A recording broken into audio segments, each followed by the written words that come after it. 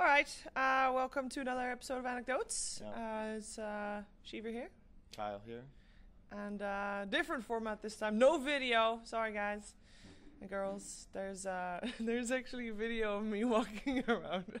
I just started recording when I went down the elevator and went up for food, so they'll see a table with food and stuff. So you're gonna have like a bunch of clips like on top of the audio? This is basically 15 minutes of my day yesterday in one go. So this is like a special Sheever vlog segment. Well, you don't actually see my face. I think you see Owen eating and Weppus and Fogged, and you see Gods getting dessert. And yeah, Very exciting. It's very exciting, you guys. Spoilers right now, because right now they probably only see me waiting for the elevator, because the elevator took ages. Anyway, topics for today were we wanted to talk about tournament formats, right? That's a good one. And I mean, there's a lot of different tournament formats. Last year, DPC, there were a lot of complaints about tournament formats. Yeah, we had some god-awful tournaments. Like, some really ridiculous ones. Third place matches at majors. Like,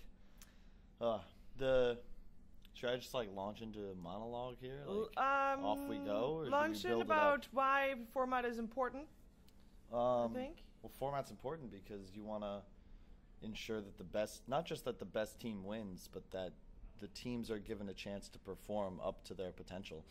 It's not about having first and last be what you'd expect. It's about ensuring that the team that finishes third and fifth and seventh are all finishing as close to those places as possible, and that the format doesn't put two strong teams together too early or two very weak teams together in, say, like the upper bracket, where one team is now top six, even though that they possibly would have lost to every other match up in that upper bracket.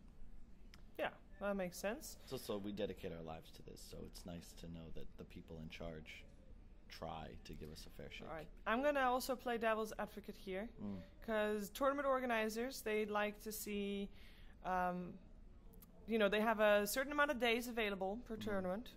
They want to get over with the group stages as fast as possible, because as a tournament organizer, those are not the most popular matches to stream because the stories are all in the actual elimination bracket or whatever they do.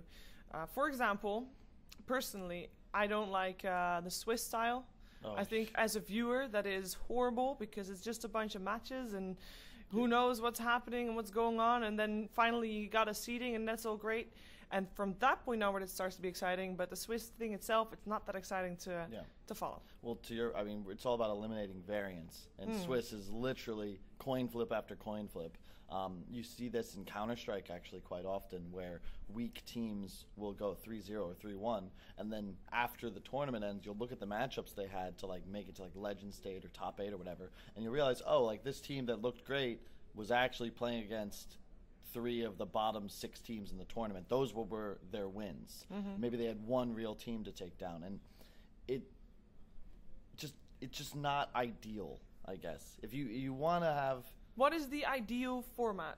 Well, that's kind of open to interpretation, to broadcast stipulations, what the tournament's regulated to do, et cetera, et cetera. But I would argue that you're looking for a format that allows teams to play as many teams as possible on as many days as possible, because you do have off days, because jet lag is a factor, because sometimes you just need a little more time to like get used to the tournament itself and like kind of maybe come in with the wrong thinking. If you, in this event as an example, if you lose on one day, now you're in a BO1 elimination. Not just that, you can be knocked to the lower bracket because you lost to one team, and that team might be one of the best 3 in the event, maybe even the best. I had experiences, and when I was playing with Complexity, we had the worst luck ever. We had the 3 opportunities to play majors when there were GSL groups. And the first one, we had, I believe, OG and Liquid. They ended up in the finals. Sorry, Shanghai was first. EG and Liquid, first and third place, or second and third place. Manila, we had OG and Liquid. We also got Wings in the BO1, though we were able to beat them. So I don't think it gets worse luck, but we had OG Liquid. They finished first and second. The third time, I think it was Boston, and we got LGD EG. We managed to beat EG, but those teams finished third, fourth. So, point is, Peter made a point in a tweet. Yeah. They beat Pain. Pain looks like the worst team here. but NIP was now in the upper bracket. They take down EG. The first real time they're tested. Now they're a top 6 team. Do you feel like...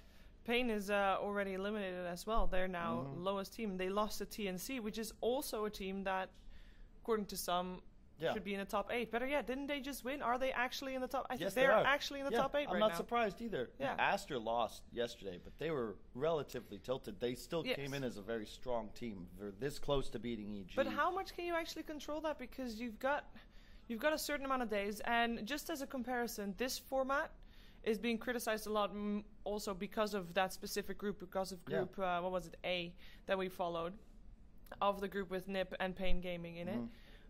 But, for example, last year, the Super Major had the exact same format, and people loved it because there were no... yes. It had a GSL style? Yep, GSL style, 4 groups, exact same format. That's why they stuck with it, and it's like, okay, it was well received. Now, I know that last year, most of the formats were pretty shit, so in comparison, everything would look amazing. The competition to some of those ESL 12-team events, like anything would be better than having a tournament stage where you played 2 BO3s a day, and then the final day you have a third-place match, which really just feels terrible even for the teams competing, and then the finals. You really just need double elimination because you have that great epic final day, the BO3 final, into the grand final. Thinking back to DAC, which was like my favorite tournament of last year, you had LGD-VP, this epic 3-game clash, and then an epic 5-game final. It becomes like a marathon for that loser bracket team, builds the storyline, the suspense. It's great. I mean, that was great. I think this season, this DPC season, it is super important to think about format because all of a sudden, being 16th compared to being 12th, as in that is double the DPC points. Yeah. So that is pretty important. Well, the thing about Dota in comparison to other games is that preparation, it is much easier for an underdog team to win a series in Dota than I think it is in almost any other esport. Because the depth of strategy, the last pick potential for crazy heroes, the variance in some ways, you might get some lucky runes, easy first blood, courier kill. Like, there's so many mechanics you can abuse. You get broodmothered in a game and you get Huskard the next, right? Yeah, done. That's it. Like, you lost. And the big thing about Dota right now, especially in these 16-team brackets, is making the upper bracket. Because then you just need to win one series in your top 6. Yep. And that's enough to get you to TI. In fact, if it's anything like last year, you get 2 or 3 top 6 finishes at majors. That could just be enough to win to get a TI invite. Yeah. And we've seen qualifiers. OG's a qualifier team. They won TI. They beat teams that, you had one slot. You had to beat the TI winner if you wanted to go and even compete at the international. And that's what makes this so important. It's not about... let's say Secret's the best team here, and they would have beat everybody. That's fine. They'll be first, no matter what the format. Yeah. But it's important that you don't have a...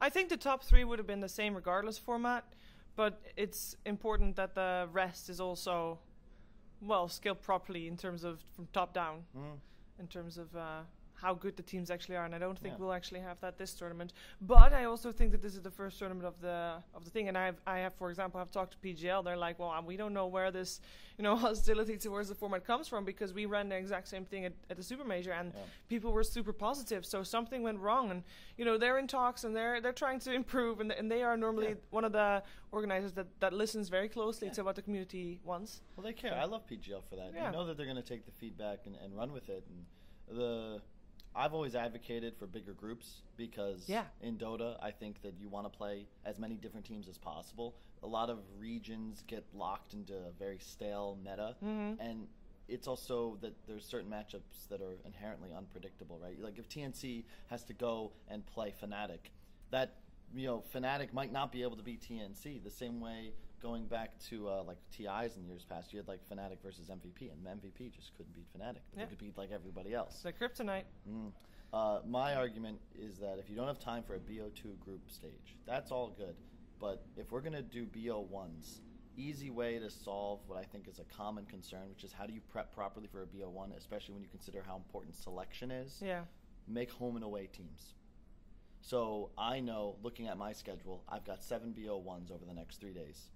3 of these games I'll be home, 4 I'll be away. And that has to do with first picks versus Exactly. last When pick. I'm home, I get selection, and you can prep for that. You know that I can go in and say, okay, we're going to be first pick against Fnatic tomorrow. How do we want to play this? And when you're away, you know the other team has it, and then you're forced to prep for both sides. But that makes sense. there are scenarios in these BO1 groups where a team will have, like, they'll lose 6 coin tosses. And it's very difficult. You're preparing for 2 game plans for every single game instead of knowing you have some control. I think that's a pretty simple solution for a lot of the problems, as long as you know what to prepare for. Personally, I like the 2-game series, ideally with one group with all the teams, but I know that is not very realistic to ask every player to play 30 games. So 2 groups of 8, 2-game series, 15 games per team. Is that true? No. Yeah. 14 games per team. I feel like that could be doable within 3-4 days. The downside is, from a tournament organizer perspective, that you have a lot of matches going on at the same time, and for people at home, it is not that easy to follow. There's no story in there. Well, the last day, there's story. Well, you say that, but at the same time, there was we followed one group on the mainstream, and that group is easy to follow because it is a double elimination bracket. So it's like it's easy to have a story and weave a story into that for the teams. But with a 2-game series, it's like, okay, game's over, they tied. All right, next. Well, I think BO1s solve that in a way, if you want to just keep it simple. Sure. If you ran 2 streams like we did here, I believe you'd actually have less total games. Personally, I've always loved the 16-team, everyone plays everybody once from a TI past. Yeah. It's crazy, it's hectic, but like it's just kind of beautiful in a way that there's so much Dota, and there's so many best of ones though. This is the thing though. As a team, as a human being that's given their life to Dota, you go up and you play 15 teams and you come out, 3-12. You can't blame anyone but yourself. You got a fair shake and you lost. Sure. You don't get that same feeling if, say, you lose to Secret and then I don't know, lose to Fnatic. And then you watch them play in the finals. You don't feel like you got a fair shake. The same way, like using Pain as an example, maybe they just couldn't beat NiP. Even as the winners, right? NiP, you feel kind of dirty beating Pain because they're not good. You beat them 4-0. You had to beat one team. Now you're upper bracket, no problems. Like it removes a bit of the competitive. I don't want to say fairness because all formats are fair. It's just that as a player you feel slighted. Yeah. That's just very simple, and it's understandable too, and I'm sure that that they feel that way. It's just it's a shame that for this event it will be like that. I'm very curious to see what kind of formats future majors bring because they'll have a big impact. Being 16th, like double the DPC points, which we talked a little bit about it at a panel at some point because Pain is a team that will probably make it to every major because they are just the top of their region, and they will continue to be the top of their region for a while longer, I think. So they'll get DPC points. The question is, will they get enough? They might just be on the edge purely due to formatting. Yeah, but that's a good point because maybe they get the easy group next time. Maybe they're the ones that get we've seen Pain take big series. They're a team that does much better on stage, which is another argument about format, which is just to maximize the amount of time players get on stage, and specifically days off. Like Forward Gaming's in the losers bracket. This is another. We didn't even touch on this, and I'm sure we're running out of time. But Forward Gaming played for 15 hours. They played the first game of the day, the third series of the day, and the fourth series. You might play 9 games in a day, like Alliance did on Sunday. Yeah, and then the next day you're in your BO1 elimination. This doesn't provide you opportunity to play your best Dota, and that's what I want to see when I watch a tournament. The best teams playing the best Dota possible. May the better team win. Yeah, I agree. And I think at the moment the formats are mostly catered towards having the best finals possible. Yes. Rather than the best matches possible, or best tournament possible, if you will. So, yeah, there's a lot of improvement possible, but it is difficult because obviously we're talking about it from a talent and player perspective, and as a tournament organizer, you only have the hotel for a couple of days. You're limited with budget and with funding and all that. So that is a tricky one, though. Ideally, we would just have infinite money and time to play over and over. Just like if you do have tiebreakers, you know, just play the same matches over and over, and if it doesn't come out on that day, we'll just continue the next day. Yeah. It's unfortunately that's never going to happen either. Well, unfortunate. Hey, it's probably fortunate. We could do, I'm always down for BO3 groups too. Mm-hmm. You know, obviously event coverage plays a role in the way an organization would create their bracket, their format, but there's nothing that says you need to have some crazy production. To your point, follow one group, follow one line, right? But everything else, you just need some casters. Back in the day, you just have a couple guys with a laptop, they hop in games and they talk about them. You don't need to do anything crazy. Obviously, I probably am not the person to say this, but having one best of one series and one best of 3 series a day as a caster seems like a pretty luxury life to me. Yeah.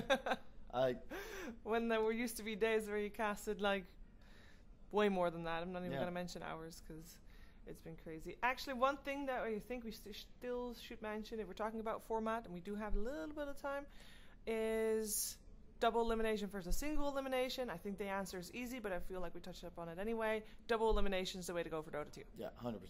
There's just no real way to make an argument against it. It is certainly more dramatic in single elim, but I just again point to how easy it is to steal games, how underdog stories consistently are narratives in our tournaments, and it's just because of the nature of the game. It's where everyone's so even when it comes to skill nowadays. There's a couple real superstars that are capable of taking over by themselves, but you know that NIP-EG series is a great example.